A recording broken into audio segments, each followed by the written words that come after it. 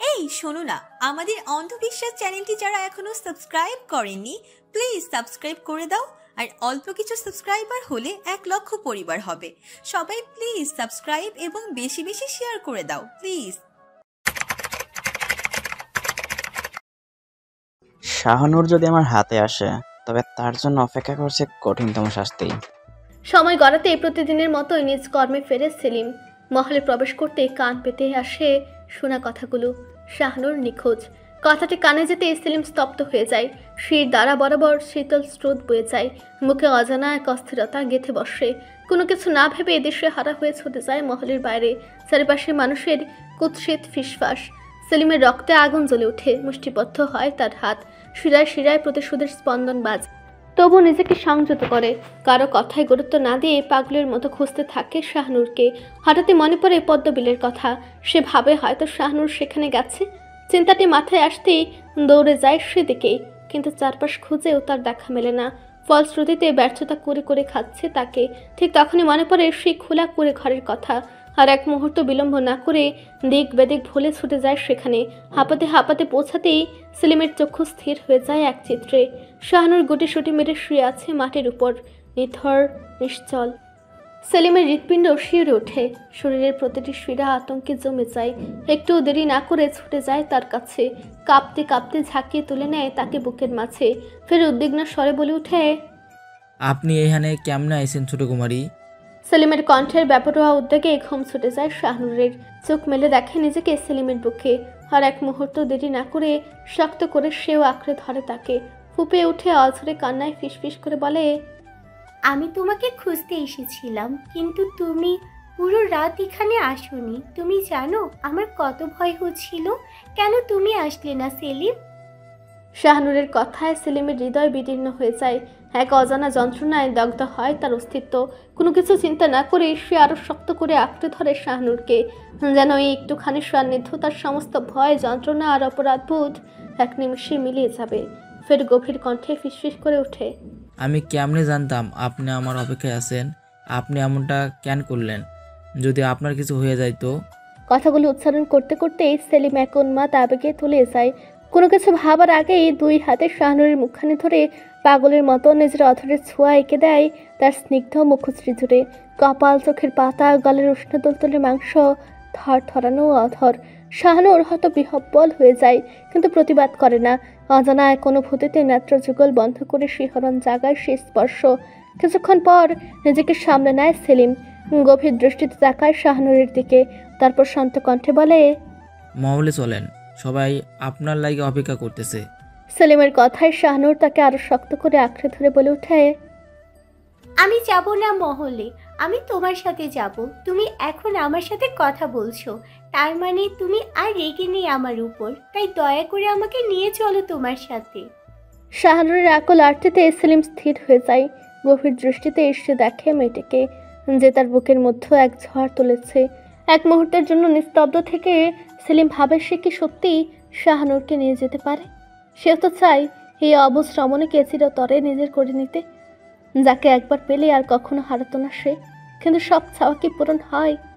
চাঁদ যেমন মাটিতে নেমে আসতে পারে না, তেমনি মাটিও চাঁদের কাছে পৌঁছাতে পারে না। সেলিম দীর্ঘশ্বাস ফেলে শান্ত কণ্ঠে বলে, ঠিক আছে, আমার লগে লইয়া যামু চিরতরে। তয় এখন না, সঠিক সময়। আপনি এখন মহলে চলেন। শাহনূর কিছুতেই ফিরতে চায় না। দৃষ্টির গভীরে একরা সাকুতে নিয়ে তাকে থাকে সেলিমের দিকে। তবু অনেক বোঝানোর পর অবশেষে নীরব সম্মতিতে মাথা ঝুঁকিয়ে ফেলে শাহনূর। দুপুর গড়িয়ে বিকেল প্রায় এসে পড়েছে। সেলিম যখন শাহনূরকে নিয়ে মহলের দরজায় প্রবেশ করে তখনই চারপাশে চাপা গুঞ্জন ছড়িয়ে পড়ে। কিন্তু কারো মুখে অস্বস্তির সুর নেই, বরং একের পর এক বিষাক্ত ফিসফাস বাতাসে দোলা দিতে থাকে। গুঞ্জনের তোয়াক্কা না করে আলেয়া বানো ছুটে আসে। নিজের হারানো মেয়েকে ফিরে পেয়ে কেঁদে বুক ভাসায়, আঁকড়ে ধরে বুকের মাঝে।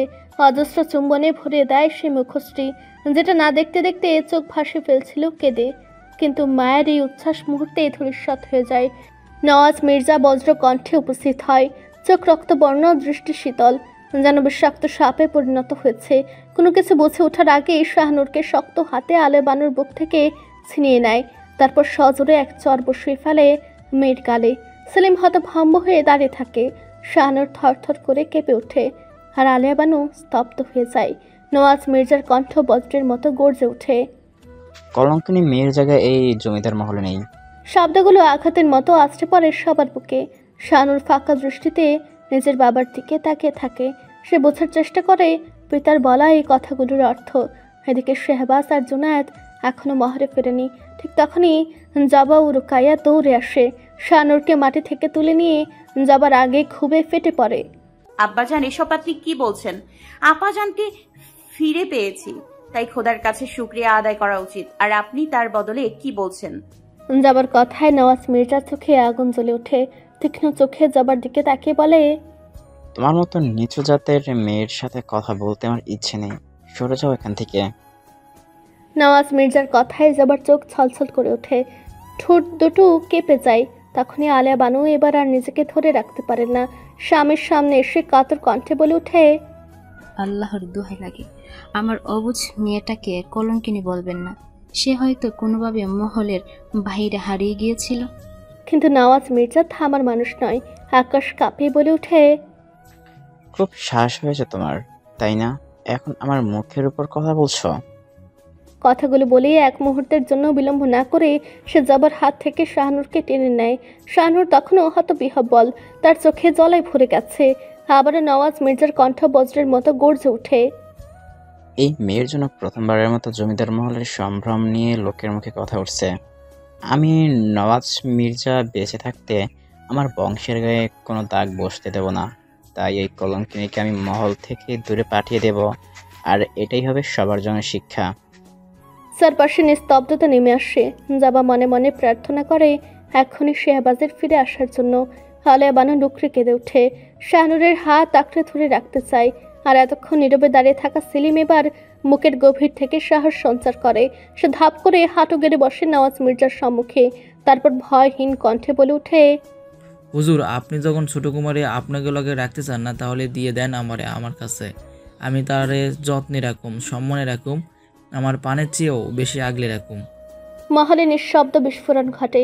সবাই একে অপরের মুখ চেয়ে থাকে। সেলিমের সাহস দেখে নওয়াজ মির্জার চোখ দুটো আগুনের শিখা হয়ে জ্বলে ওঠে।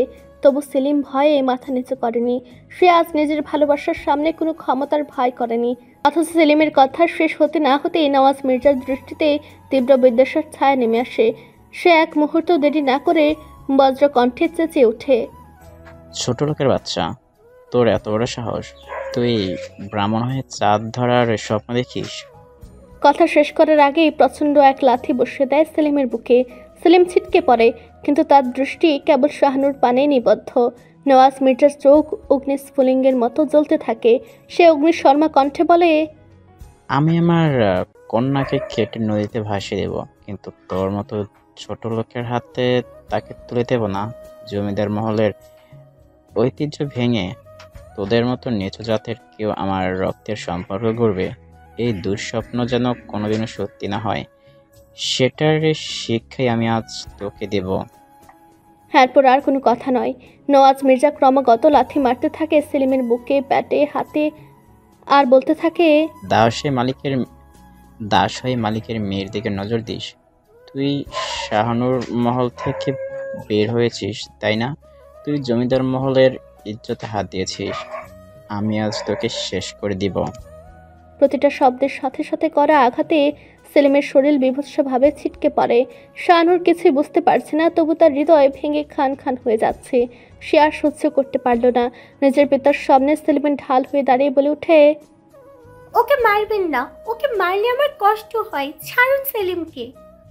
কিন্তু শাহনুরের কান্নায় নওয়াজ মির্জার হৃদয়ে দয়া জাগেনি, বরং তার রাগ আরও বেড়ে গেছে। সে এক ধাক্কায় শাহনুরকে ফেলে দিল মাটিতে, আর তারপর আরও অন্ধ উন্মাদ হয়ে মারতে থাকে সেলিমকে। শাহনুর উঠে ছুটে আসতে চাইলে তৌসিফ এক ছটকায় তার হাত ধরে ফেলল। এদিকে সেলিমের নাক মুখ থেকে রক্ত গড়িয়ে পড়ছে। এমন সময় সেলিমের পিতা ছুটে আসে। নওয়াজ মির্জার পায়ের কাছে নত হয়ে পড়ে কাঁপতে কাঁপতে বলে, হুজুর, আমার ছেলের দোষ হয়ে থাকলে মাপ কইরা দেন। ছেলেটা পাগল ভুল কইরা ওই কথা কইছে। কিন্তু নওয়াজ মির্জার চোখে করুণা নেই। সে পাষাণ হৃদয়ে এক লাথি মেরে ফেলে দেয় সে বৃদ্ধকে। তবু সেলিম নিঃস্ব, আহত শরীর নিয়ে কেবল একটাই কথা বলে যাচ্ছে, ছোট কুমারী কোথাও পাঠাইছেন না, আমারে তারে দিয়ে দেন। কি এক আর্তনাদ! সে আর্তনাদ উপস্থিত সকলের হৃদয় কাঁপিয়ে দেয়, কিন্তু তৌসিফ আর নওয়াজ মির্জার বুকে তা বিন্দু মাত্র রেখাপাত করতে পারে না। অত্যাচারের মাত্রা আরও বাড়তে যাচ্ছিল, ঠিক তখনই সামনে এসে দাঁড়ায় জুনায়েদ ও শেহবাজ। তাদের উপস্থিতিতে মুহূর্তের জন্য থমকে যায় পুরো পরিবেশ। শেহবাজকে দেখেই শাহানুর নিজের সর্বশক্তি দিয়ে নিজেকে তৌসিফের বাঁধন থেকে ছাড়িয়ে নেয়। তারপর কাঁপতে কাঁপতে শেহবাজের সামনে হাঁটু গেড়ে বসে বলে ওঠে, ভাইজান, সেলিমকে মারতে নিষেধ করুন। ওর কষ্ট হচ্ছে, আমারও কষ্ট হচ্ছে, ওকে ছেড়ে দিতে বলুন। শেহবাজ ধীরে ধীরে নওয়াজ মির্জার দিকে তীক্ষ্ণ দৃষ্টিতে তাকায়। নওয়াজ মির্জা শেহবাজকে দেখে সেলিমের বলার সমস্ত কথা খুলে বলে। নওয়াজ মির্জার কথা শুনে এক মুহূর্তের জন্য অন্য কোনো প্রশ্ন করে না শেহবাজ। সে কেবল স্থির শান্ত কণ্ঠে শাহনুরের দিকে তাকিয়ে বলে, তুমি কি সেলিমের সাথে যেতে চাও? শেহবাজের প্রশ্নে এক মুহূর্ত দেরি করেনি শাহনুর। চোখের কোণে জমে থাকা কান্নার জলের দৃষ্টিতে দৃঢ়তা একটুও টলাতে পারেনি তাকে। সে তৎক্ষণাৎ বলে ওঠে, হ্যাঁ, আমি যেতে চাই সেলিমের সঙ্গে। আমাকে দিয়ে দিন সেলিমকে।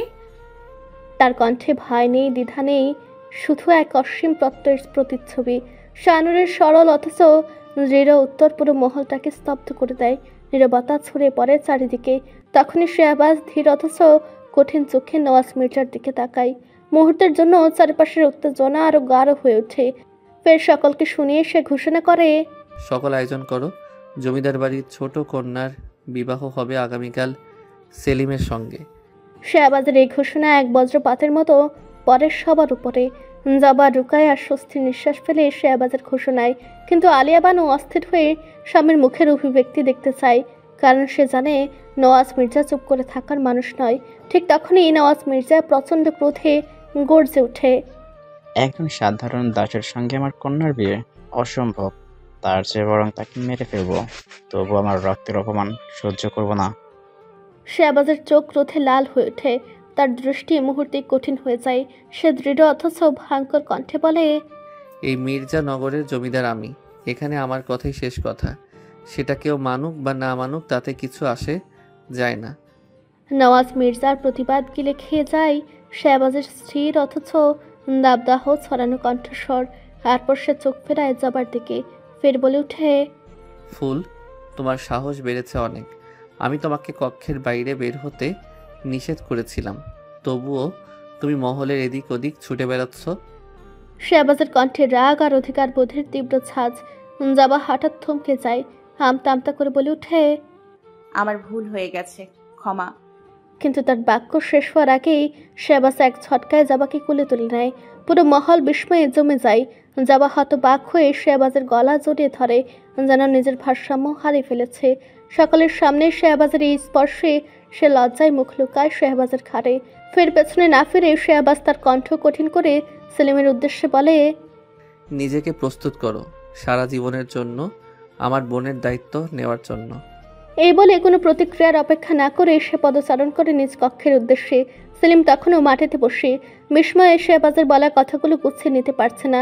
তখনই জুনায়েদ এগিয়ে এসে সেলিমকে শক্ত হাতে মাটি থেকে তুলে দাঁড় করায়। তার ঠোঁটে হাসি ফুটিয়ে সেলিমকে বলে, হাকিমের কাছ থেকে ওষুধ লাগিয়ে নিও, আর আশা করব আমার বোনকে সুখে রাখবে। জুনায়েদের কথায় সেলিমের চোখ থেকে নিঃশব্দে অশ্রু গড়িয়ে পড়ে। সে নির্বিকার মুখে মাথা নাড়িয়ে সম্মতি জানায়, যেন তার হৃদয়ের সমস্ত অনুভূতি একটি মাত্র নীরব স্বীকৃতির মধ্যে লুকিয়ে আছে। অন্যদিকে নিজের কথার কোনো গুরুত্ব না পেয়ে ক্রোধে ফুঁসতে ফুঁসতে নওয়াজ মির্জা কঠিন চরণে প্রস্থান করে। তার পায়ের শব্দের প্রতিটা ধাপ মাটিতে আঘাত হানছে, যেন তার প্রতিটা পদক্ষেপে এক একটা অগ্নিশিখার মতো জ্বলছে। লুকাইয়া দ্রুত এগিয়ে এসে শাহনুরের পাশে দাঁড়ায়। নরম হাতে তাকে ধরে মহলের ভেতরে নিতে চাইলেই শাহনুর দৃঢ় কণ্ঠে বলে ওঠে, আমি যাব না, আমি সেলিমের সঙ্গে যাব। তার কণ্ঠস্বরে এমন এক তীব্রতা ছিল যা রুকাইয়ার বুক কাঁপিয়ে দেয়। কিন্তু রুকাইয়া স্থির থাকে, তার স্বরে দৃঢ় সংযম করে বলে, যাবি? তবে আজ নয়, কাল। তবে শাহানুর এত সহজে দমবার পাত্রী নয়। সে নাছর বান্দার মতো দাঁড়িয়ে থাকে। তার চোখ শুধু সেলিমের উপর নিবদ্ধ, কেবল তার নিরাপত্তার নিশ্চয়তা চাইছে। তখনই সেলিম মুখে ম্লান এক হাসি ফুটিয়ে বলে, ছোটকুমারীর ভেতরে যান, কাল থেকে আপনি আমার সাথে থাকবেন। সেলিমের কথায় শাহানুরের দৃষ্টি কোমল হয়। তার চোখের গভীরে একরাশ অশান্তির ঢেউ খেলা করছিল, কিন্তু সেলিমের এই প্রতিশ্রুতি যেন সমস্ত শঙ্কাকে এক নিমিষে মুছে দিল। তার কণ্ঠ এবার শান্ত, অথচ সুরটা যেন আকাশের মতো বিশাল এক প্রত্যাশার প্রতিধ্বনিতে বলে ওঠে, তবে ওয়াদা করো কাল তুমি আমাকে তোমার কাছে নিয়ে যাবে। সেলিম নিঃসংশয়ে বলে ওঠে, ওয়াদা। এক মুহূর্ত নীরবতা কাটিয়ে শাহানুর আর কোনো কথা না বলে ধীরে ধীরে পা বাড়ায় মহলের ভেতরে। আলিয়া বানু দূর থেকে তাকিয়ে থাকে তার মেয়ের চলে যাওয়ার পানে, কিন্তু তার দৃষ্টি অন্যমনস্ক, তার হৃদয় ভারাক্রান্ত। তার ভেতরে এক অজানা ভয় দানা বাঁধছে, আরও বেশি অস্থির করে তুলছে স্বামীর এভাবে রাগে উন্মত্ত হয়ে চলে যাওয়াটা। নওয়াজ মির্জার ক্রোধ সবসময় ধ্বংস ডেকে আনে, আর আজ সেই ধ্বংসের আছে জমিদার মহল দুলে উঠছে। নিকশ কালো রাত্রির ছায় মোরা জমিদার মহল রাত গভীর থেকে গভীরতর হয়, আর সেই নীরবতার বুক চিরে ভেসে আসে অজানা প্রাণীর ডাক। থমথমে রজনীতে জমিদার মহলের শুনশান পরিবেশ আরও গা ছমছমে হয়ে ওঠে। শেহবাজের কক্ষে মৃদু আলো জ্বলছে, তার বুকে গভীর নিদ্রায় শুয়ে আছে জবা, স্বামীর সোহাগে ক্লান্ত প্রশান্ত। নিস্তব্ধ রাতের সাক্ষী হয়ে শেহবাজ আদরে হাতে আলতো করে স্পর্শ দিচ্ছে জবার লম্বা চুলে, যেন মেয়েটির প্রতিটি শ্বাস প্রশ্বাস তার অস্তিত্বের গভীরে মিশে যায়। রাগ ভাঙানোর জন্য জবা আজ কত কী বা না করলো। তার বুকা হাসির ছানাটা খুব ভালো করে বুঝে গেছে কেমন করে তার পশুবাবুর রাগ ভাঙাতে হয়। শেহবাজের ঠোঁটের কোণে এক চিলতে হাসি খেলে যায়। সে জানে এই মুহূর্তে জবার কাছাকাছি যাওয়া তার জন্য ঠিক নয়। সে নিজেকে নিয়ন্ত্রণ করার চেষ্টা করে প্রতিনিয়ত, কিন্তু কি করবে সে? যদি তার অর্ধাঙ্গিনী নিজেই তার দিকে ধাবিত হয়, তবে কি সে নিজেকে সংযত রাখতে পারবে? সে তো কোনো শুদ্ধ পুরুষ নয় যে সব আবেগকে বশ মানাবে। এইসব ভাবতেই শেহবাজ জবার ললাটে গভীর এক চুম্বন এঁকে দেয়, তারপর নিজের চোখ বুজে নিয়ে ধীরে ধীরে হারিয়ে যায় ঘুমের অতল গহ্বরে। এই গভীর রজনীতে জুনায়েদ সে কখন ঘুমিয়ে পড়েছে, কিন্তু রুকাইয়া সে ঘুমাতে পারেনি। অন্ধকারে এক দৃষ্টিতে চেয়ে আছে জুনায়েদের প্রশান্ত ঘুমন্ত মুখশ্রীর পানে। আনমনে নিজের আঙুলের ডগা দিয়ে ছুঁয়ে দেয় জুনায়েদের মুখ। এক সময় ফিসফিস করে বলে ওঠে, আপনি জানেন আমি প্রেমে পড়েছি জুনায়েদ নামক প্রেমিক পুরুষের ভালোবাসায়। মৃদু বাতাস তার কণ্ঠস্বর বয়ে নিয়ে যায় অজানার দিকে, তারপর ধীরে ধীরে নিঃশব্দে সে আরও কাছে এগিয়ে আসে। অবশেষে নিজের মুখ গুজে দেয় জুনায়েদের উষ্ণ বুকে। তার হৃদয়ের স্পন্দনে কান পেতে চোখ দুটো বন্ধ করে নেয় রুকাইয়া, যেন সারা রাত তার ভালোবাসা লুকিয়ে রাখতে চায় প্রিয়তমের অস্তিত্বে। রজনীর শেষে ভোরের আলো ধরণীকে স্পর্শ করলেও আজকের প্রভাত বিষণ্ণতায় আচ্ছন্ন। প্রকৃতির বুকে এক অদ্ভুত অস্থিরতা, যেন কোনো অশুভ বার্তা সবার আলোকে ছড়িয়ে দিচ্ছে। বাতাস ভারী হয়ে আছে এক অজানা আশঙ্কায়। শেহবাজের হাজার বারণ উপেক্ষা করেও জবা আজ মহলের মূল ফটক পর্যন্ত এসেছে তাকে বিদায় জানাতে, কিন্তু সে নিস্তব্ধ মুহূর্তে হঠাৎ একদল প্রহরী ছুটে এসে দাঁড়ায় জমিদার শেহবাজ মির্জার সম্মুখে। একজন শ্বাস নিতেই বলে ওঠে, হুজুর, সেই খুনিকে পাওয়া গেছে। গ্রামবাসী তাকে উত্তরের জঙ্গলে বেঁধে রেখেছে। শেহবাজের দৃষ্টি কঠিন হয়ে ওঠে, ভ্রু কুঞ্চিত হয়, এক পলক তাকায় জবার দিকে, তারপর বিদায়ের সময় নষ্ট না করে দ্রুত পদচারণ করে এগিয়ে যায়। জুনায়েদও কথাগুলো শুনে মুহূর্তের জন্য থমকে যায়। তার ভেতর এক অজানা শঙ্কা জন্ম নেয়। সন্দিহান চোখে চারপাশে তাকিয়ে সেও পিছু নেয় শেহবাজের। জবা স্থির হয়ে দাঁড়িয়ে থাকে। এক নিঃশ্বাসে মহলময় নীরবতা ছড়িয়ে পড়ে। ধীরে ধীরে সে নিজ কক্ষে ফিরে যায়। সেখানে রাখা একটি ধারালো ছুরি কোমরে লুকিয়ে নেয়, হৃদয়ের গভীরে প্রতিজ্ঞা করে, যদি আজ আমার বাবা ও বোনের খুনিকে সামনে পাই, তবে তাকে আমি নিজ হাতে খুন করব। শেহবাজ কাঙ্ক্ষিত গন্তব্যে পৌঁছাতেই ঘোড়ার লাগাম টেনে থামে। এক ছটকায় ঘোড়া থেকে নেমেই গভীর দৃষ্টিতে জনতার ভিড়ের দিকে এগিয়ে যায়। তাকে দেখে সকলে পথ ছেড়ে দাঁড়ায়। জুনায়েদ নিঃশব্দে এগিয়ে আসে। এক ধাপ, দুই ধাপ সামনে যেতেই তাদের পায়ের গতি থমকে যায়। দুজনের বুকের ভেতর অজানার সংখ্যায় কেঁপে ওঠে। চোখের সামনে যে দৃশ্য ফুটে ওঠে তা কোনো দুঃস্বপ্নের চেয়েও ভয়াবহ। এক ছিন্ন ভিন্ন লাশ, পাশের গাছের সঙ্গে বাঁধা এক রক্তমাখা নারী দেহ, তার গলায় তাজা রক্তের দাগ, পায়ে খঙ্গুর, আর হাতে ধরা একটি রক্তাক্ত তলোয়ার। এই দৃশ্য প্রমাণ করে সেই খুনি। এহেন দৃশ্যে জুনায়েদের শুষ্ক ঠোঁট কাঁপতে থাকে। তখনই শেহবাজ অস্ফুট স্বরে সেই রমণীকে ডেকে ওঠে, শাহনূর। শেহবাজের কণ্ঠস্বর কর্ণগোচর হতেই শাহনূর অনুভূতিহীন চোখে তার দিকে চেয়ে থাকে। সে চাহনি শেহবাজের কাছে অপরিচিত, এ যেন এক ভিন্ন শাহনূর, যার অস্তিত্বের আভাস পর্যন্ত সে আগে কখনো টের পায়নি। সেই শূন্য দৃষ্টি, সেই নিস্তব্ধতা কেমন যেন শাহবাজের বুকের ভিতর অস্বস্তির ছটফটানি জাগিয়ে তুলে। দু ভাই একই সঙ্গে অনুভব করে হৃদয়ের গভীরে কোনো এক অচেনা যন্ত্রণা, কোনো এক অব্যক্ত শূন্যতা। কিন্তু মুহূর্তেই সে নিস্তব্ধতা ভেঙে আশপাশ থেকে গুঞ্জন ওঠে, যেন তার ফিসফাস দ্রুতই প্রবল চিৎকারে রূপ নেয়। শাহানুরের পরিচয় আর কারো কাছে অজানা থাকে না। সেই সত্য প্রকাশ্যে আসতেই চারপাশে তীব্র আলোড়ন ওঠে, এক প্রকার হট্টগোল ছড়িয়ে পড়ে জনতার মাঝে। তখনই গ্রামের মানুষের কণ্ঠে রোষের দাবানল জ্বলে ওঠে। হুজুর, আমরা শাস্তি চাই এই খুনির। আপনি আমাগো ওয়াদা করছেন খুনির পাগলে সকলের সামনে তার বিচার হইব। গ্রামবাসীর গুঞ্জন, জনতার কৌতূহলী দৃষ্টি কিছু স্পর্শ করছে না শাহবাজকে। প্রথমবারের মতো সে নিশ্চুপ। জমিদারের যে অভিজাত শক্তি একসময় অটল ছিল, আজ তা নির্বাক হয়ে গেছে। শাহবাজের সামনে পড়ে আছে শাহানুর, বিধ্বস্ত, রক্তমাখা, এক শোচনীয় ভয়ঙ্কর অবস্থায়, যা ভীষণভাবে পুরাচ্ছে তাকে। এই ছোট্ট বোনটাকে শাহবাজ ভালোবাসে, এক নিষ্ঠুর শাসকের মতো নয়, এক স্নেহময় অভিভাবকের মতো। এতদিন শাহানুরের প্রতি তার প্রতিটি কঠোরতা, প্রতিটি আদেশ ছিল কেবল তার মঙ্গলের জন্য। কিন্তু আজ এই ভয়াবহ পরিণতি কেন তার এই ছোট্ট বোনের? ভেবে কোনো উত্তর পায় না শাহবাজ। মির্জানগরের প্রভাবশালী জমিদার সে যে বরাবরই ন্যায় বিচারে অবিচল থেকেছে, অথচ আজ বিচার বোধের শেকল থেকে মুক্ত হয়ে পড়েছে। এ দৃশ্য জনতার চোখে অবিশ্বাস্য ঠেকে। তারা হতাশ হয়ে পরস্পরের দিকে তাকায়, তারপর ব্যাকুল কণ্ঠে বলে ওঠে। এহেন কথায়ও শাহবাজ নীরব। আজ তার সমস্ত শব্দ ফুরিয়ে গেছে। কি বলবে, কোথা থেকে শুরু করবে, কিছু বুঝতে পারছে না সে। একদিকে শাহানুরের বিধ্বস্ত অবয়ব, অন্যদিকে ক্রুদ্ধ জনতার অস্থিরতা। সবকিছু সুনামির মতো তাকে গ্রাস করে নিচ্ছে। গ্রামবাসীরাও থেমে নেই, কারো চোখে ঘৃণা, কারো কণ্ঠে বিষ। কেউ স্পষ্টভাবে জমিদারের শাসনের বিচারে মানদণ্ড নিয়ে প্রশ্ন তুলে, কেউ শাহানুরের দিকে তেড়ে আসে, তাকে নিজের হাতে শাস্তি দিতে চায়। ক্রমে পরিস্থিতি নিয়ন্ত্রণের বাইরে চলে যায়। এহেন বিশৃঙ্খলার মাঝেও জুনায়েদ নিজেকে সামলে নেয়। মনের সামনে গিয়ে তার হাত পা বাঁধা রশি খুলতে উদ্যত হয়, কিন্তু মুহূর্তের মধ্যে জনতা খুবই ফেটে পড়ে। তারা ভুলে যায় জমিদারদের গরিমা, তাদের ভয়ঙ্কর প্রতাপ। কথায় আছে না, হাতে যখন গর্তে পড়ে পিপিলিকাও তারে লাথি মারে। আজ যেন সে প্রবাদ বাস্তব হয়ে ধরা দিয়েছে। পরিস্থিতি ক্রমশ ভয়ঙ্কর হয়ে ওঠে। সে আবার নিজেকে প্রশ্ন করে, কে সে?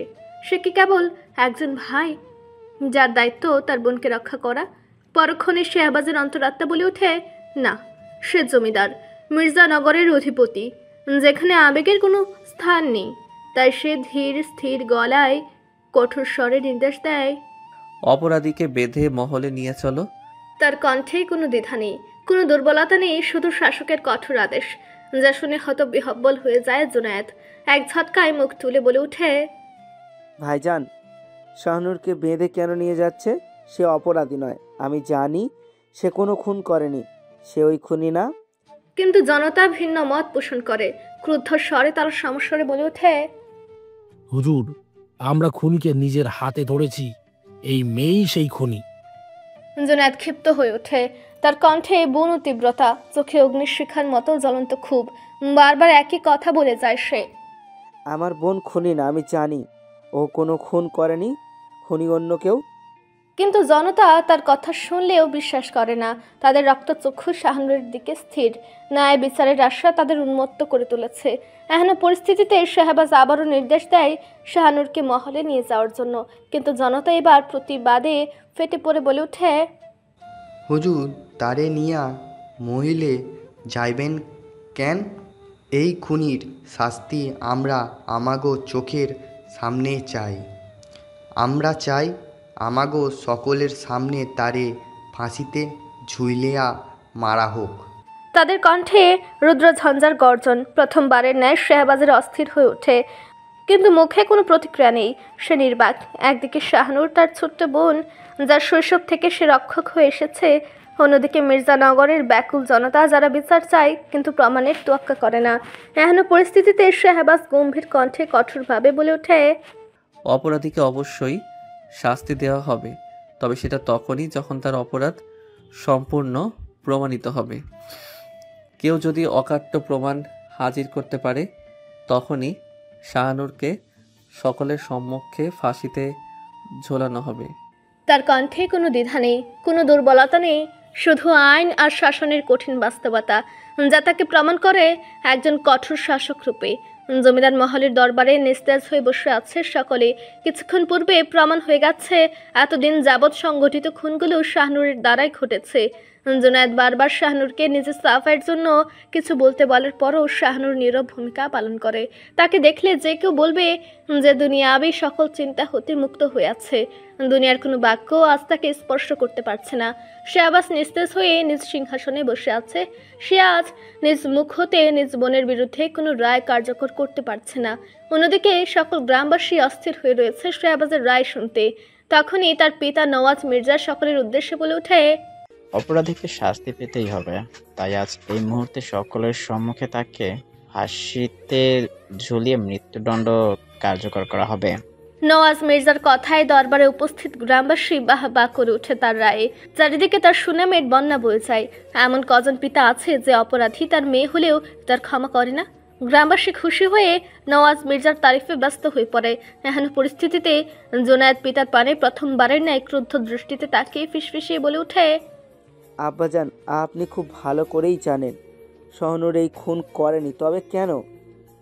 বাকি কথা বলার পূর্বেই নওয়াজ মির্জা চাপা গর্জনে বলে ওঠে, আমি যা করছি তা আমাকে করতে দাও, আর তা না হলে তুমি জানো আমি কি কি করতে পারি। নওয়াজ মির্জার হুমকিতে জুনায়েদ ভয় পেল না, বরং পিতার প্রতি তীব্র ক্ষোভ জন্মালো তার। একজন পিতা কি করে তার কন্যার মৃত্যু কামনা করতে পারে ভেবে পায় না সে। জুনায়েদ স্তব্ধ হয়ে যায়। সে দেখতে চায় কতটা নিচে নামতে পারে তার পিতা। তবে সে তার আদরের বোনের কোনো ক্ষতি হতে দিবে না। প্রয়োজনে সে আজ সকলের সামনে অজানা সেই রহস্য ফাঁস করে দিবে যা এতদিন যাবৎ সকলে গোপন করে এসেছে। অন্যদিকে পিতার রায়ে শাহবাজ স্তব্ধ হয়ে রয়েছে খানিকক্ষণ। পরক্ষণে সে গর্জে উঠে বলে ওঠে, আপনি রায় দেওয়ার কে? এই মির্জানগরের জমিদার আমি, তাই রায় দিতে হলে আমি দেব, আপনি নন। শাহবাজের কথায় নওয়াজ মির্জা প্রচন্ড অপমানিত বোধ করে, তবু নিজেকে ধাতস্থ করে শান্ত কণ্ঠে বলেন, শাহবাজ, তুমি ভুলে যাচ্ছ তুমি একজন বিচারক, যার নিশ্চয়তা তার বিচার কার্যের প্রশ্ন তুলবে। তাই আমি যেটা ন্যায় মনে হয়েছে সেটাই বলেছি। নওয়াজ মির্জা কথাগুলো বলে শাহনুরকে উন্মুক্ত মাঠে নিতে হুকুম করে, যেখানে তার শাস্তি কার্যকর করা হবে। নওয়াজ মির্জার কথা মতো প্রহরীরা বাধা অবস্থায় শাহনুরকে নিয়ে ছুটে গন্তব্যে। সেই মুহূর্তে জুনায়েদ কিছু বলতে উদ্যত হতেই নওয়াজ মির্জা সকলের অগোচরে জুনায়েদকে কিছু প্রহরী দ্বারা বন্দি করে নেয়। অন্যদিকে শাহবাজ বাকশক্তি হারিয়ে চুপ হয়ে বসে আছে নিজ আসনে। আজ এই জমিদারি ভার তার অসহ্য লাগছে। মনে মনে ভাবছে এ কেমন ক্ষমতা তার, যা তাকে নিজ বোনকে শাস্তির কাঠগড়ায় দাঁড়াতে বাধ্য করেছে। শাহবাজের হৃদয় ছিন্ন ভিন্ন হয়ে যাচ্ছে। ন্যায় বিচারের নামে নিজ প্রাণপ্রিয় বোনের আহুতি দিতে হচ্ছে তাকে। শাহবাজ নড়তে পারছে না, অসাড় হয়ে পড়ে রয় সেখানে। শাহবাজের এহেন নির্লিপ্ততা আনন্দ দেয় তৌসিফকে। সে আজ অব্দি শাহবাজকে এতটা নিরুপায় হতে দেখেনি। সে তো এতদিন শাহবাজের এই রূপ দেখতেই চেয়েছিল। শাহনুরকে নিয়ে মহলের প্রাঙ্গণে পৌঁছাতেই রুকাইয়া ও আলিয়া বানু ছুটে মেয়েকে জড়িয়ে নিজ বুকের মাঝে লুকিয়ে নেয়।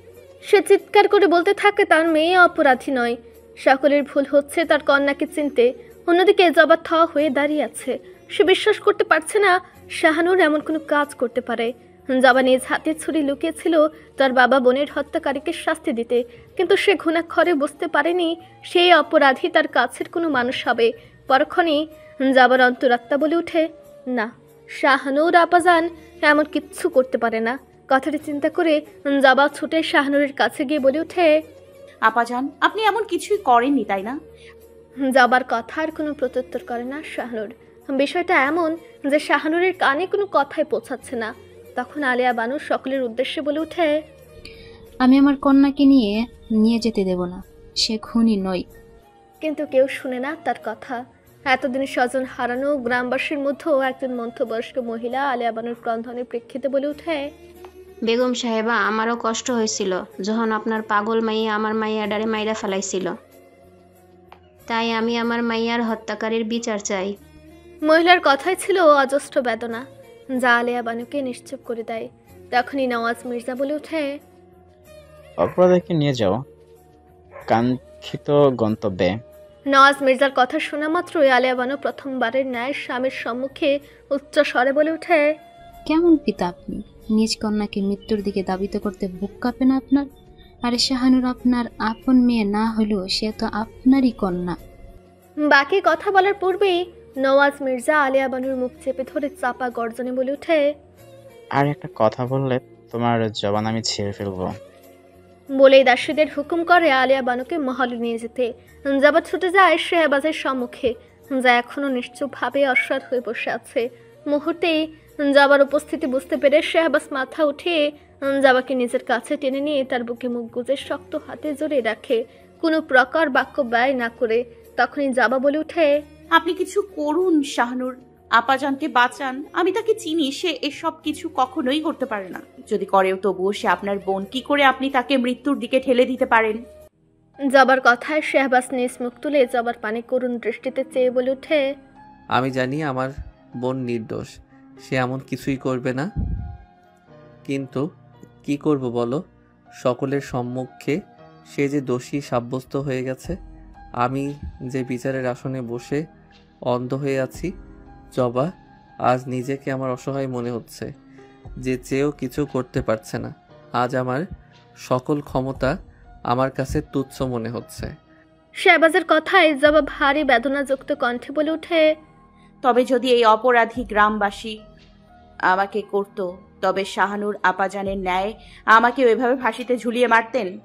জবার প্রশ্নে শেহবাজ আতঙ্কে তড়িৎ ব্যাগে বলে ওঠে, আমার ফুলকে যে অপরাধী বলবে তার গর্দান আমি নিজ হাতে নিব।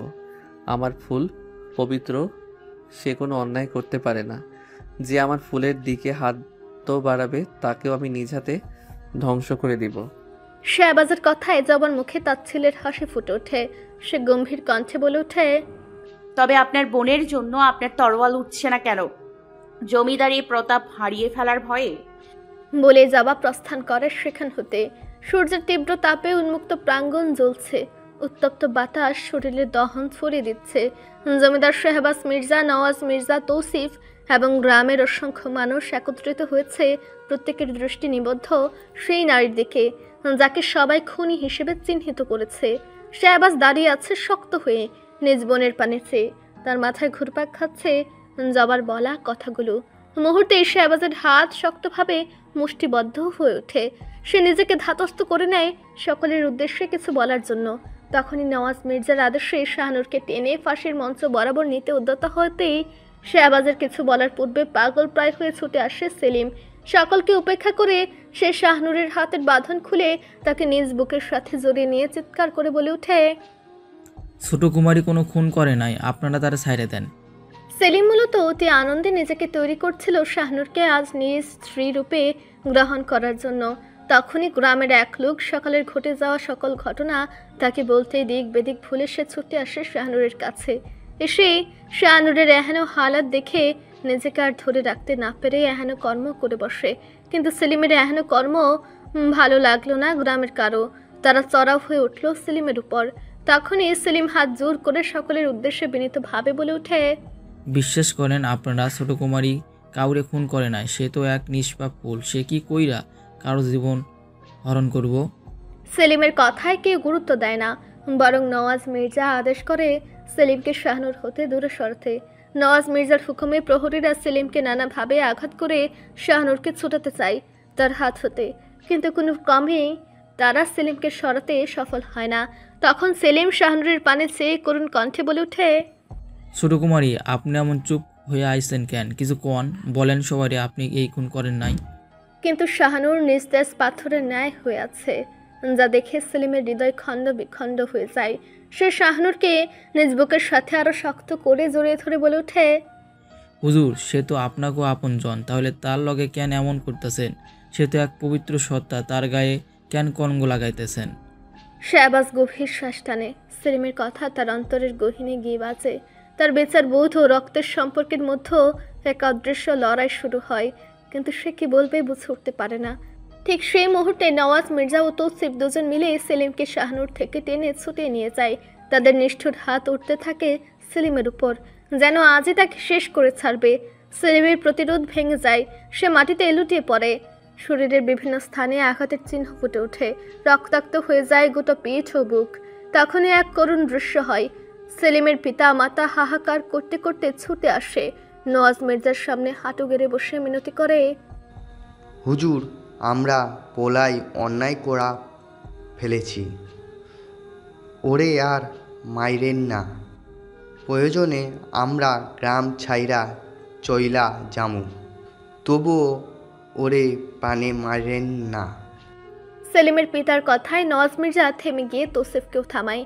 ফের সেলিমের পানে নজর না দিয়ে তিনি আদেশ করেন শাহানুরকে তার শাস্তির স্থানে নিয়ে যেতে। হুকুম করে নওয়াজ মির্জা সেলিমের কর্ণা বরাবর ঝুঁকে হিসে বলে ওঠে, বলেছিলাম না প্রয়োজনে নিজ কন্যাকে মেরে পানিতে ভাসিয়ে দিব, তবুও তোর মতো ছোট বংশের ছেলের সাথে বিবাহ দেব না। নওয়াজ মির্জার কথায় সেলিমের দু চোখ থেকে অশ্রু গড়িয়ে পড়ে। বুকের ভেতর চাপা কান্না তুলপাড় তুলে মনের গভীরে এক দহন জন্ম নেয়। তবে তার জন্যই কি তার ছোট্ট কুমারীর এই পরিণতি? হে লাঞ্ছনা! সেলিম নিঃশব্দে মাটিতে শুয়ে থাকে, দৃষ্টিতে এক নির্লিপ্ত শূন্যতা। শাহানুরের পদচারণার শব্দ কানে আসে, কিন্তু মন যেন বুঝতে চায় না কিছুই। চোখ তুলে আকাশের পানে চায় সে। কালো মেঘে ঢেকে গেছে দিগন্ত। সেলিম ভাবে, প্রকৃতিও কি তবে তার যন্ত্রণার সাথে হয়েছে? ব্যথাতুর হৃদয়ের হাহাকার কি আকাশ পর্যন্ত পৌঁছে গেছে? সে চোখ ফেরায়। সামনে তার পিতা মাতা, যারা তাকে আঁকড়ে ধরে কাঁদছে। তাদের চেহারায় সুখ, অসহায়তা, অথচ আজ এই মুহূর্তে তাদের চোখের জলও সেলিমের হৃদয়ের দহনকে প্রশমিত করতে পারে না। তখনই ভাঙার স্বরে সে বলে ওঠে, আম্মা, আব্বা, আমারে ক্ষমা করে দিয়েন। কথা শেষ করে সে নিজের রক্তাক্ত দেহ নিয়ে দুর্বল শরীরটাকে সোজা করে দাঁড় করায়। দুই চোখে অগ্নিদৃষ্টি। সমস্ত ব্যথার যন্ত্রণা এক হয়ে মুহূর্তে যেন হিংস্রতায় পরিণত হয়। চিৎকার করে বলে ওঠে, ছোট কুমারী কোনো খুন করে নাই। এতদিন যত খুন হয়েছে সব আমি করছি। আমি সেই খুনি যারে আপনারা খুঁজে বেড়াইছেন। সেলিমের বজ্র কণ্ঠে উচ্চারিত সত্য উদ্দাম ঢেউয়ের মতো ভাসিয়ে নেয় চারপাশ। চারিদিকে নিস্তব্ধ হয়ে যায়, কেউ কথা বলার সাহস পায় না। ঠিক তখনই শাহবাজ মির্জার গম্ভীর কণ্ঠ আকাশ কাঁপিয়ে ওঠে। কি বলতে চাইছো তুমি? বুঝতে পারছো তোমার কথার অর্থ কতটা ভয়ঙ্কর? শাহবাজের কঠিন দৃষ্টিকে উপেক্ষা করে সেলিম তাচ্ছিলের হাসি ছুড়ে দেয়। ঠোঁটের কোণে নির্মমতার ছাপ ফুটিয়ে সে বলে, আমি যা কইতাছি পুরোপুরি বুঝায় কইতাছি। যতক্ষণ হয়েছে সব আমি করছি। আমার কারণে ছোটকুমারী এই দোষে ফাঁসছে। জানেন হুজুর, ওই মাইয়াগুলারে মারতে কেমন লাগে, কি অপার আনন্দ, কি তৃপ্তি, তা বইলা বোঝানো যাইব না। সেলিমের এহেন স্বীকারোক্তিতে গ্রামবাসী আগুনের ফুলকে হয়ে ওঠে। খুবই উন্মত্ত জনতা তার দিকে তেড়ে আসে। পাষণ্ডকে টুকরো করে ফেলার অগ্নিব্যাগে ঝাঁপিয়ে পড়তে চায়। ঠিক সেই মুহূর্তে নওয়াজ মির্জার ঠোঁটের কোণে এক কুটিল হাসির রেখা ফুটে ওঠে। তীক্ষ্ণ কণ্ঠে প্রশ্ন ছুড়ে দেয়, খুন যদি তুমি করো, তবে সমস্ত প্রমাণ কেবল শাহানুরের বিরুদ্ধে গেলে কেমন করে? সেলিম এবার ভয়ঙ্কর দৃষ্টিতে তাকায়। একরাশ বিষাদ, একরাশ যন্ত্রণা গলায় আটকে আসে।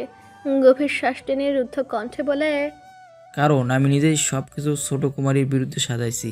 ছোট কুমারী যেন ফাঁসে, তাই সব করছি। কিন্তু এখন অনুতাপে পড়তেছি। আমার গুণের বোঝা বইতে পারতেছি না, তাই স্বীকার করে রইলাম। গ্রামবাসী এবার আর থেমে থাকতে পারে না। রুশে উন্মত্ত জনতা বিক্ষোভে ফেটে পড়ে। তাদের দৃষ্টিতে আগুন জ্বলে ওঠে। তারা শাহবাজ মির্জার দিকে তাকিয়ে চিৎকার করে, হুজুর, আমাগো ভুল হয়েছে। আমরা আপনার বোনেরে অবিশ্বাস করছি। এখন আপনার কাছে বিচার চাই, এই খুনির শাস্তি চাই, আমরা ফাঁসি চাই ওর। কিন্তু সেলিম কাঁপে না, ভেঙে পড়ে না, বরং সে উন্মাদনার হাসি হাসে, উচ্চ স্বরে হেসে ওঠে, যেন মৃত্যু নিয়েও কোনো ভয় নেই তার। সে হাসতে হাসতে বলে ওঠে, শাস্তি দেন হুজুর, দেন শাস্তি। আমি আপনার ফাঁসি মাইনা নিয়া হাসি মুখে মূর্তি রাজি আছি। সেলিমের আচরণে শাহবাজ নির্বাক হয়ে রয়। এক অদ্ভুত অনুভূতি তাকে আষ্টে পৃষ্ঠে বেঁধে ফেলেছে। আজ যেন সমস্ত কিছু স্তব্ধ হয়ে গেছে তার সামনে। সে কখনো মানুষ চিনতে ভুল করে না, তাই তার অন্তরাত্মা বারবার বলে উঠছে সেলিম নির্দোষ। তবু সে কিছু বলছে না। মির্জানগরের জমিদার, যার এক গর্জনে পুরো রাজ্য কেঁপে উঠত, আজ তার কণ্ঠরুদ্ধ। যেন দাবার এক জটিল চালের ফাঁদে আটকে গেছে সে, যেখান থেকে বের হওয়ার কোনো পথ নেই, কোনো মুক্তি নেই। ঠিক তখনই নওয়াজ মির্জা ঠোঁটের কোণে কুটিল হাসির রেখা টেনে আদেশ ছড়িয়ে দেয়, যাও, অপরাধীকে সবার সামনে শাস্তি দাও। নওয়াজ মির্জার হুকুমে সেলিমের পিতা মাতা ছুটে আসে। তারা কাতর কণ্ঠে আহাজারি করতে থাকে, আব্বা, তুই মিছা কথা কোস কেন? তুই এমন কিছু করিস নাই তুই খুনি না, কেন এমন করতাছ? পিতা মাতার আর্তনাদে সেলিমের চোখ ভেসে যায় অশ্রু জলে। সে বারবার মাথা নিচু করে বলে, আমারে মাফ করে দেন আব্বা আম্মা। তবে তার মায়ের কান্না আজ বেদনার চেয়েও বেশি তীব্রতর। চোখের জ্বলন্ত সুখ নিয়ে তিনি বলে ওঠেন, কার জন্য নিজের জীবন দিতে চাস? যে তোর ভালোবাসার মূল্য বোঝে না, যে জানেই না ভালোবাসা কারে কয়, তার জন্য নিজেরও বিলাইয়া দিতে চাস? মায়ের তীব্র প্রশ্নে সেলিমের ঠোঁটের কোণে এক বিষাদ মাখা হাসি খেলে যায়। চোখে মুখে এক অদ্ভুত প্রশান্তি।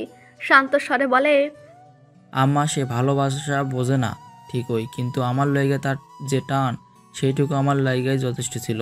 সারা জীবন সেই টান বুকে নিয়ে কাটাতে পারতাম। তার কণ্ঠের গভীরতায় যেন সুখের মৃদু সুর বাজে।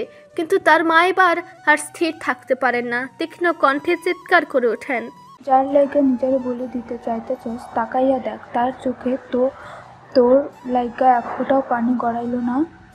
মায়ের কথায় সেলিম শাহনুরের পানে দীর্ঘক্ষণ চেয়ে থেকে বলে ওঠে, সে তো এখন নিজের মধ্যেই নাই আম্মা, সে কেমনে বুঝবো তার সেলিম তারে সাইরা চইলা যাইতেছে। কথাগুলো শেষ হতেই প্রহরীরা দুপাশ থেকে টেনে নিয়ে যায় সেলিমকে। তার রক্তাক্ত শরীর একবার এদিক একবার ওদিক তুলে পড়ে, কিন্তু সে প্রতিরোধ করে না। পেছনে পড়ে থাকে তার পিতা মাতার বুক ফাটা আহাজারি। তাদের আর্তনাদ আকাশ ফাটিয়ে উঠলেও কেউ শুনে না, কেউ করুণা দেখায় না। ঠিক তখনই সেলিমের চোখ পড়ে শাহনুরের উপর। পায়ের চলা থমকে যায়, যেন তার শরীরের সমস্ত শক্তি এক নিমিষে জমাট বেঁধে গেছে। প্রহরীরা তাকে টেনে নিতে চায়, কিন্তু কোনো এক অদৃশ্য টানে সেলিম আর এগোয় না। বাধ্য হয়ে তারা শেহবাজের দিকে তাকায়। শেহবাজ এক পলক চেয়ে থেকে চোখের ইশারায় ইঙ্গিত দেয়, সময় দাও। প্রহরীরা থেমে যায়। সেলিম ধীরে ধীরে এগিয়ে আসে, শাহনুরের সামনে এসে দাঁড়ায়। তার নিস্তেজ শরীরের উপর ঝুলে থাকা শাড়ির আঁচল তুলে নেয় নিজের হাত দিয়ে। নিজ শরীর থেকে গড়িয়ে পড়া উষ্ণ রক্ত আঙুল মাখিয়ে সেই আঁচলের উপর লিখে দেয়, শাহনুর। তারপর নিষ্পলক দৃষ্টিতে তাকিয়ে বলে, আমি তো শুধু আপনার নাম ছাড়া কিছু লিখতে জানি না, তাই আপনার নামটাই লিখে দিলাম। যখনই আমার কথা মনে পড়বে এই নামের দিকে তাকাইন, ভাববেন সেলিম আপনার আশেপাশেই আছে। তার কণ্ঠ কাঁপে না, কিন্তু চোখের কোণে জমে ওঠা অশ্রুবিন্দু গড়িয়ে পড়ে আঁচলের উপর। ফের গভীর শ্বাস নেয় সেলিম, আর দৃঢ় কণ্ঠে বলে ওঠে, ছোট কুমারী, মনে আছে সেদিন আপনারে কবুল বইলা আমার স্বামী হিসেবে গ্রহণ করেছিলেন? আজ আমিও আপনারে আমার অর্ধাঙ্গী হিসেবে কবুল করলাম। আমার মৃত্যুর পর আপনি আর কাউরে বিয়ে করেন না। কেমন অপেক্ষা করবেন আমার লাইগা, যাতে মৃত্যুর পর আমি আপনার স্ত্রী রূপে ওই রবের কাছে চাইতে পারি? করবেন তো অপেক্ষা আমার লাইগা? শাহনুর নিশ্চুপ, কোনো প্রতিক্রিয়া নেই, কোনো বাক্য নেই। তার অবয়ব যেন পাথরে পরিণত হচ্ছে। এই নিষ্পৃহতা সেলিমের হৃদয়ে ছুরির মতো বিঁধতে থাকে। মৃত্যুর দ্বার প্রান্তে দাঁড়িয়ে এই বিদায়ের শেষ প্রহরে সে শুধু একবার শুনতে চায় সেই বাচ্চা সুলভ কণ্ঠে উচ্চারিত তার নাম। কিন্তু হাই, এই শেষ মুহূর্তেও সেই সৌভাগ্য তার হলো না। প্রহরীরা আবার টেনে নিয়ে যায় সেলিমকে। এবার আর বাধা দেয় না সে, কিন্তু একবারও অন্য প্রান্তে ফেরে না, একবারও দৃষ্টি সরায় না শাহনুরের দিক থেকে। ফাঁসির মঞ্চের দিকে যেতে যেতে তার মনে হয় মৃত্যুকে এতটা কাছ থেকে দেখেও কেন তার ভয় হচ্ছে না, কেন বুকের গভীরে কোনো শূন্যতা নেই।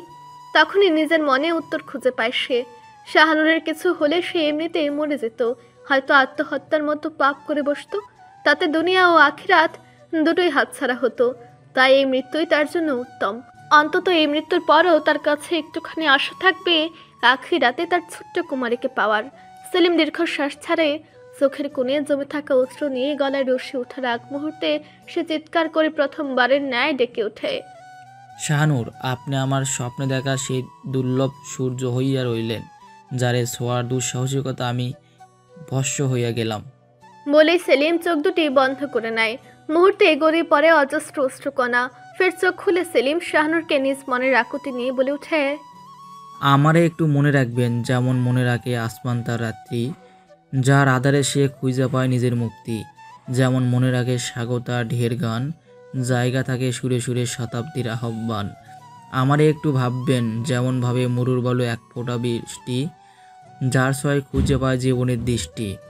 যেমনভাবে বসন্ত তার প্রথম কুসুম, যার গানে ভৈরে ওঠে প্রেমের মরুর মঞ্চ। আমারে একটু খুঁজে দেখবেন, যেমন খোঁজে পাখি তার হারাইয়া যাওয়া নীর, যেখানেই যাক মনে পইড়া থাকে হেতার অধীর। যেমন খোঁজে চাঁদের আলো অমাবস্যার রাতে, যার আলো ভৈরা ওঠে তপস্যার পথে। আমারে একটু ডাকবেন যেমন ডাকে ঝর্ণা পাহাড়ের কোণে, যার সুরে ভৈরা ওঠে সব শূন্য বনে। যেমন ডাকে নদীর স্রোত তার নিজের পথে, যার টানে ফিরে সে আপন ঠিকানাতে। আমারে একটু মনে রাখবেন যেমন মনে রাখে সূর্য তার দিনের শেষ, অস্তরাগের খুঁজে পায় অবসরের রেশ। যেমন মনে রাখে করি তার প্রথম প্রভাত, যার আশীর্বাদে জাগে জীবনের প্রত্যেক রাত। সেলিমের কথাগুলো শেষ হতে না হতেই তার গলায় চেপে বসে সেই নিষ্ঠুর ফাঁসির তরি, যা নিমিষে তার প্রাণ কেড়ে নেয়, তার রুহু ছিনিয়ে নেয় দেহ থেকে। শাহবাজ চোখ বন্ধ করে নেয়। মুহূর্তে সূর্যের আলো ম্লান হয়ে আসে। কৃষ্ণ মেঘের আড়ালে লুকে পড়ে দিনের উজ্জ্বলতা। আকাশ ফেটে পড়ে এক অদৃশ্য ক্রন্দনে। প্রকৃতি যেন এক নিষ্পাপ প্রাণের আহুতিতে প্রতিশোধ নিচ্ছে। গর্জন করে ওঠে অম্বর। বজ্রপাতের তীব্র শব্দে থরথর করে কেঁপে ওঠে মির্জানগরের আকাশ বাতাস। শুরু হয় ঝরঝরে বৃষ্টি, যে বৃষ্টি ধুয়ে দিচ্ছে সব, কিন্তু ধুতে পারছে না সে ঝুলে থাকা নিথর দেহে নিষ্পাপ রক্ত। গ্রামের মানুষের উল্লাসে ফেটে পড়ার শব্দ আকাশে বাতাসে প্রতিধ্বনিত হয়। তারা বিজয়ের উচ্ছ্বাসে মাতোয়ারা। নিজেদের আপনজনের খুনিকে শেষ করতে পেরে তাদের আত্মতৃপ্তি যেন চরমে পৌঁছেছে। অন্যদিকে একেবারে নিঃস্বার হয়ে বসে আছেন সেলিমের পিতামাতা। তাদের চোখের দৃষ্টিতে ভাষা নেই, ঠোঁটে কোনো শব্দ নেই। শেষ বয়সের একমাত্র আশ্রয়কে এভাবে নিথর ঝুলতে দেখে তারা বাকশক্তি হারিয়ে ফেলেছেন। এতক্ষণ যাবৎ স্তব্ধ হয়ে থাকা শাহনুরের সর্বাঙ্গ যখন তীব্র বর্ষণের পানিতে ভিজে যায়, তখনই তার দৃষ্টি পল্লব কেঁপে ওঠে। মুহূর্তেই তার সমগ্র অস্তিত্ব সচল হয়ে ওঠে। সে চারপাশে তাকায়। অসংখ্য মানুষের ভিড় দেখে ভীত হয়ে পড়ে। কোথায় এসেছে সে? কেন এসেছে? কিছুই বুঝতে পারছে না। আর ঠিক তখনই তার দৃষ্টি আটকে যায় সেলিমের ঝুলন্ত দেহের উপর। সেই শূন্য প্রাণহীন দেহ, যে দেহ একসময় ছোট কুমারী বলে উচ্চারণ করত স্নেহ ভরা কণ্ঠে, যে দেহ তাকে সুরক্ষা দিতে চাইতো নিজের জীবন বাজি রেখে। আজ সেই দেহই ঝুলছে ফাঁসির দড়িতে, বৃষ্টিতে ভিজছে, অথচ সাড়া দিচ্ছে না কোনো ডাকেও। শাহনুরের সমস্ত অস্তিত্ব কেঁপে ওঠে তীব্র আতঙ্কে। তার ভিতরটা ছিন্ন ভিন্ন হয়ে যায়। হিতাহিত জ্ঞান হারিয়ে দিক বেদিক ছুটতে থাকে সে। তারপরে ছুটে গিয়ে আঁকড়ে ধরে সেলিমের নিথর ঠান্ডা হয়ে যাওয়া শরীর। চিৎকার করে ওঠে শাহনুর। তার গলা ফাটিয়ে চেঁচিয়ে ওঠে, তোমরা দাঁড়িয়ে আছো কেন? সেলিম কষ্ট পাচ্ছে, ওকে ধরো, ওকে নামাও, ওর শ্বাস নিতে কষ্ট হচ্ছে, আমি বলছি ওকে নামাও। কিন্তু কেউ এগিয়ে আসে না, কেউ সাড়া দেয় না। শুধু বৃষ্টি ঝরতে থাকে শীতল অন্ধকারের মতো। কেউ শুনে না শাহনুরের আর্তনাদ। তার কণ্ঠ ছিঁড়ে আসছে, কিন্তু কেউ এগিয়ে আসছে না। শাহনুর বিস্মিত হয়ে চারপাশের লোকেদের দিকে তাকিয়ে থাকে। কেন এমন নিষ্পৃহতা? কেন সবার মুখে এত নির্লিপ্ততা? কেন সেলিম এখানে এভাবে ঝুলে আছে? কিছুই বুঝতে পারছে না সে। শাহবাজ একসময় হুকুম দেয় সেলিমের নিথর দেহটিকে নামিয়ে আনতে। 2 প্রহরে এসে দড়ি খুলে দেয়। নিস্তেজ দেহটি ধপ করে পড়ে মাটিতে। সেই মুহূর্তে শাহনুর ছুটে যায়। কাঁপতে থাকা হাত বাড়িয়ে তুলে নেয় সেলিমের মাথাটি নিজের উরুর উপর রেখে কাঁপা কাঁপা হাতে স্পর্শ করে ডাকে, সেলিম। কোনো সাড়া নেই। শাহনুর উন্মাদের মতো বারবার ডাকতে থাকে, কিন্তু সেলিমের ঠোঁটের কোণে সেই পরিচিত হাসির রেখা ফুটে ওঠে না। চোখ দুটো আর তাকে খুঁজে ফিরে না। মনে শ্বাসহীন শীতল এক দেহ। শাহনুরের শরীর শিউরে ওঠে। সে হাত বাড়িয়ে সেলিমের গাল স্পর্শ করে, তারপর গলা, হাত, কপাল যেখানে পারছে হাত বুলিয়ে দিতে থাকে, যেন শরীরের শীতলতাটা মুছে দিতে পারবে। ফের কম্পিত গলায় শাহনুর বলে ওঠে, কেমন ঠান্ডা হয়ে আছো? এভাবে শুয়ে থেকো না, ওঠো, কথা বলো আমার সাথে। কিন্তু সেই দেহের উষ্ণতা ততক্ষণে নিঃশেষ হয়ে গেছে। তাই কি করে উঠবে সে? তখনই প্রবল বর্ষণ আরেকবার শাহনুরের সম্বিত কেড়ে নেয়। সেলিমের গায়ে বৃষ্টি পড়ছে। সে মুহূর্তেই নিজের শরীরে আঁচল বাড়িয়ে ঢেকে দেয় সেলিমকে, যেন এই ঠান্ডা ফোঁটাগুলো তাকে আর স্পর্শ করতে না পারে। এখনো সময়েই তার চোখে পড়ে আঁচলের এক প্রান্তে, সেখানে তার নাম লেখা। এভাবে তো সেলিম লেখে ভাবতেই শাহনুর হাতের আঙুল বুলিয়ে দেয় সেখানে। দেখতে পাই এই লেখা ম্লান হয়ে আসছে, বৃষ্টির পানিতে ধুয়ে যাওয়ার উপক্রম হয়েছে। তখনই শাহনুর আঁচলখানা গুটিয়ে নেয়, ভাবে কখন কবে তার নাম লিখেছে সেলিম, আর কেনই বা লিখেছে। শাহনুর বোঝার চেষ্টা করে, কিন্তু তার অবুঝ মস্তিষ্ক সেসব ব্যাখ্যা করতে পারে না। তখনই এক তীব্র যন্ত্রণার সাথে সে ফুঁপিয়ে ওঠে, সেলিম, ওঠো না, দয়া করে এভাবে থেকো না। সেলিম, তাকাও আমার দিকে, বলো কেন এভাবে শুয়ে আছো, বলো না সেলিম। শাহানুর ডাকে শূন্য আকাশের নিচে তীব্র বর্ষার বুকে, তবু শাহানুরের ডাকে কেউ সাড়া দেয় না।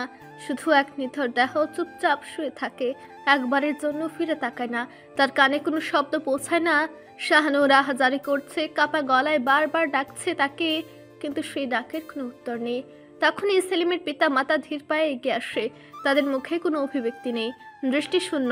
সেলিমের মা কিছুক্ষণ শাহানুরের দিকে তাকিয়ে থেকে ফিসফিস করে বলে, যে চিরতরে দুনিয়া ছাইরা চইলা গেছে তারে আর কেমনে ডাইকা তুলবেন ছোট কুমারী? শাহানুর স্তব্ধ হয়ে যায়, তার চোখ বড় হয়ে ওঠে, যেন এই কথার অর্থ বুঝতে পারছে না সে। কিন্তু সেলিমের পিতা অপেক্ষা করে না, ঠান্ডা অথচ ভারী কণ্ঠে তিনি বলেন, আমার পোলা আপনাদের বাঁচাইতেছে, নিজের জীবন দিয়া গেছে, যত্নে রাইখেন নিজেরে, কারণ আপনারাই এই জীবন থাকতো না যদি না সে নিজেরে কোরবানি দিত আপনার জন্য। এই কথার পরও শাহানুর বোঝে না, সে বোঝার চেষ্টা করে, কিন্তু তার মন কিছু গ্রহণ করতে পারছে না। ততক্ষণে সেলিমের বয়সের ভারে নুয়ে যাওয়া পিতা এগিয়ে আসে, কাপা হাতে সন্তানের নিথর দেহ কাঁধে তুলে নেয়। কি অসহনীয় দৃশ্যতা! দুনিয়ার সবচেয়ে ভারী বোঝা পিতার কাঁধে পুত্রের লাশ, কিন্তু কি করবে তিনি? এই বোঝা যে তাকে বহন করতেই হবে। পুত্রের লাশ কাঁধে তুলে পদচারণ করেন তিনি। ঠিক সেই মুহূর্তে শাহানুর ছুটে আসে, ব্যাকুল কণ্ঠে বলে ওঠে, আপনারা সেলিমকে কোথায় নিয়ে যাচ্ছেন? আমাকেও নিয়ে চলুন। সেলিম তো বলেছিল ও আমাকে নিয়ে যাবে, তাহলে এখন কেন নিচ্ছে না? ও কেন আমাকে ফেলে যাচ্ছে? সেলিমের পিতা থমকে দাঁড়ায়, তারপর নিঃশ্বাস ছেড়ে বলে, সে আর কোনো দিনও আপনারে নিতে পারবেন না ছোট কুমারী। আজকের পর থেইকা আপনি তারে আর দেখতে পাইবেন না। তার এমন বসবাস হইব অন্ধকার মাটির ঘরে, যেইহান থেইকা সে আর কোনো দিনও ফিরা আইতে পারব না। নিষ্ঠুর মাটির বুকে তারে চিরতরে দাফন কইরা দেয়া হইব। শাহানুর হতবিহ্বল হয়ে যায়। মাটি? সেলিমকে মাটি নিচে শুয়ে দেবে? না! সে তীব্র কণ্ঠে চিৎকার করে ওঠে, আমাকেও দাফন করে দিন সেলিমের সাথে। আমি ওকে না দেখে থাকতে পারবো না। ও যেখানে যাবে আমিও যাব, আমাকেও নিয়ে যান। তার আকুতি শুনে সেলিমের পিতা তার ছেলের হাসি দেয়। সেই হাসির ভেতরে প্রচন্ড কষ্ট লুকিয়ে আছে, তবু তার কণ্ঠ কঠিন হয়ে বলে ওঠে, ছোট কুমারী, আমার পোলা আগমন আপনার জীবনে উপহার হিসাবে সাব্যস্ত হয়েছে, কিন্তু আপনার আগমন আমার পোলার জীবনে অভিশাপের রূপ নিছে। তাই দয়া কইরা এমন আমার পোলার থেইকা দূরে থাকেন, আর তা না হইলে এই মাটিতেও তার ঠাঁই হইব না। শাহানুর থমকে যায়, একদম নিথর হয়ে যায়, যেন পুরো অস্তিত্বটাই এক মুহূর্তে পাথর হয়ে গেছে। বুকের ভেতরটা ছিঁড়ে যাচ্ছে, মনে হচ্ছে কেউ ধারালো ছুরি চালিয়ে টুকরো টুকরো করে দিচ্ছে তার হৃৎপিণ্ড। সে কিছু বুঝতে পারছে না, কি বলবে, কি করবে, কোথায় যাবে। অশ্রুরা তার দৃষ্টি ঝাপসা করে দিচ্ছে, যেন চারপাশের সবকিছু এক অন্ধকার কুয়াশায় ঠেকে গেছে। পায়ের নিচের মাটি টেনে ধরেছে তাকে, শরীর নিস্তেজ, অথচ অন্তরের যন্ত্রণা অসহনীয় হয়ে উঠেছে।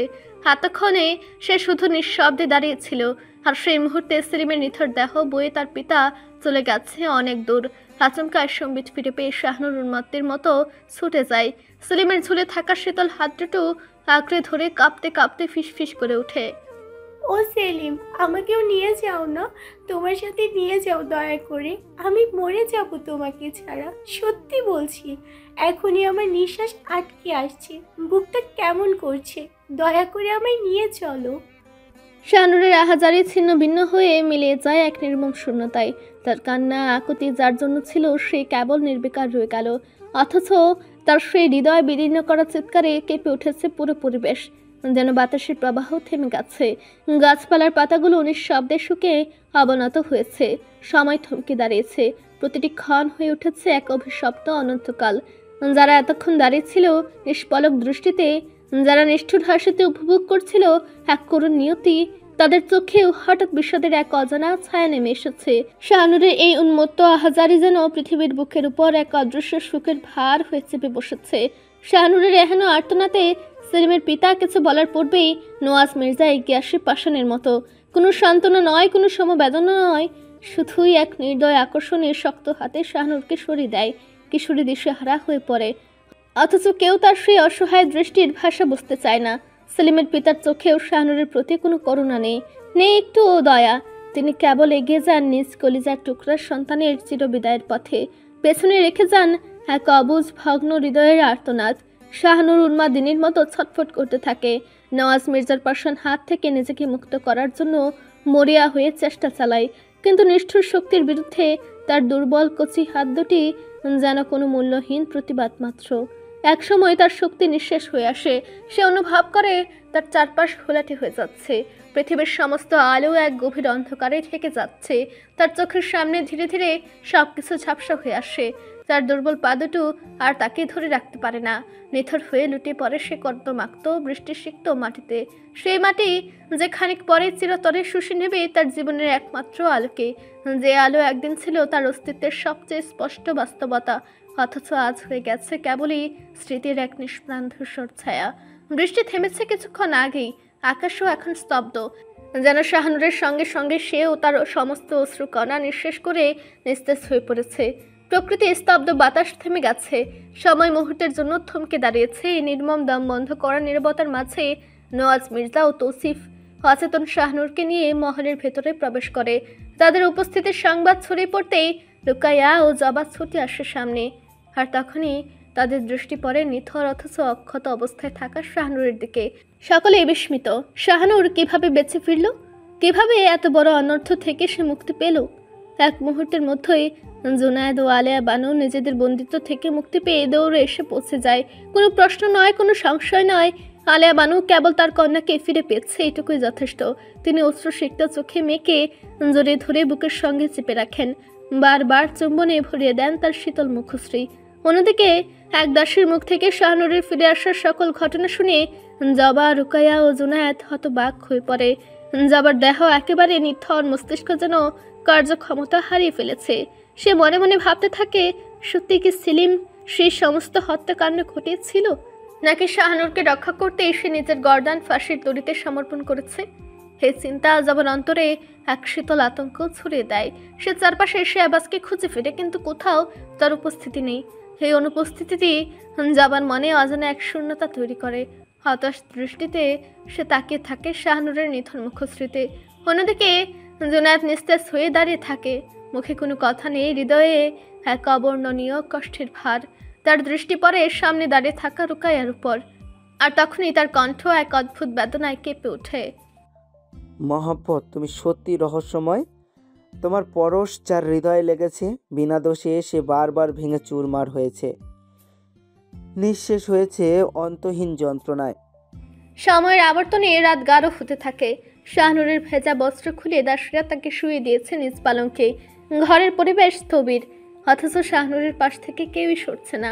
সময়ের সঙ্গে সঙ্গে মহলের আনাচে কানাচে রাতের অস্তিত্ব গভীরভাবে ছড়িয়ে পড়ে। অবশেষে একে একে সকলে তার কক্ষ ত্যাগ করে, ফিরে যায় নিজ নিজ স্থানে।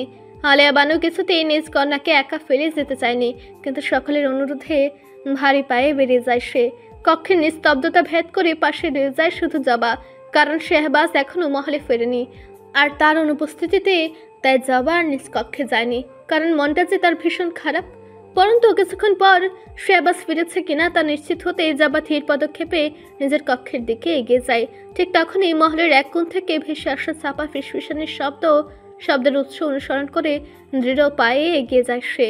অন্ধকারের গভীরে আবছা আলোর ছটায় দৃশ্যমান হয় নওয়াজ মির্জা ও তৌসিফের অবয়ব। জবা আরো খানিক এগোতেই তার কর্ণে আঘাত করে তৌসিফের কণ্ঠস্বর। চাচা যান, আপনি যা করতে বলেছিলেন আমি তা করেছি, নিজ হাতে হত্যা করেছি, আপনার কন্যাকে ফাঁসিয়েছি, ঠিক যেমনটা আপনি চেয়েছিলেন। কিন্তু আমার প্রশ্ন হলো, আপনি কিভাবে নিশ্চিত হলেন যে শাহানুরের পরিবর্তে সেলিমই মরবে? তৌসিফের প্রশ্ন শুনে নওয়াজ মির্জা অট্টহাসিতে ফেটে পড়ে। তার গম্ভীর অথচ বিকৃত উল্লাসপূর্ণ কণ্ঠে বলে ওঠে, যে ছেলে নিজের জীবনের তোয়াক্কা না করে জমিদার বংশের কন্যাকে পাওয়ার স্পর্ধা দেখায়, যার চোখে ভালোবাসার মোহে অন্ধ হওয়ার স্পষ্টতা ধরা পড়েছে। সে কি করে মরতে দেবে এই কন্যাকে? তাই আমার হাত নোংরা না করে তাকে তার সীমালঙ্ঘনের শাস্তিটুকু আমি পাইয়ে দিলাম। কথাগুলো বলে উচ্চ স্বরে হাসতে থাকে, যেন সে জীবনের এক নির্মম সত্য উদ্ঘাটন করেছে। তার সেই অশুভ হাসির তালে তাল মিলিয়ে তৌসিফও নিজের শরীর খানিক দুলিয়ে বলে ওঠে, আপনি যা চেয়েছিলেন তা হয়ে গেছে, এখন আমি যা চাই তা আমাকেও দিন। তৌসিফের কথায় নওয়াজ মির্জার হাসি মুহূর্তেই থেমে যায়। তার চোখের গভীরতা কঠিন হয়ে ওঠে, কণ্ঠস্বরের প্রতিটি শব্দে কঠোরতার শীতল ছোঁয়া লেগে থাকে। জমিদার হওয়া এত সহজ নয় তৌসিফ, জমিদার ছাড়া অন্য কোনো কিছু চাইলে বলতে পারো। নওয়াজ মির্জার এই প্রত্যাখ্যানে তৌসিফের মুখ পলকে বিকৃত হয়ে যায়। খুবই তার দৃষ্টিতে আগুন জ্বলে ওঠে, কণ্ঠস্বর ধীর অথচ তীব্র হয়ে ওঠে। চাচা যান, আপনি এটা ঠিক করছেন না, আমার সঙ্গে বিশ্বাসঘাতকতা করতে পারেন না। তৌসিফের জ্বলন্ত দৃষ্টিকে উপেক্ষা করে নওয়াজ মির্জা ঠান্ডা অথচ বিদ্রুপাত্মক কণ্ঠে বলে ওঠে, নিয়মিত ভালোবাসার গল্প শুনতে এবং পড়তে আমাদের অন্ধবিশ্বাস চ্যানেলটি সাবস্ক্রাইব করে পাশে থাকা বেল আইকনটি ক্লিক করুন। ধন্যবাদ সবাইকে।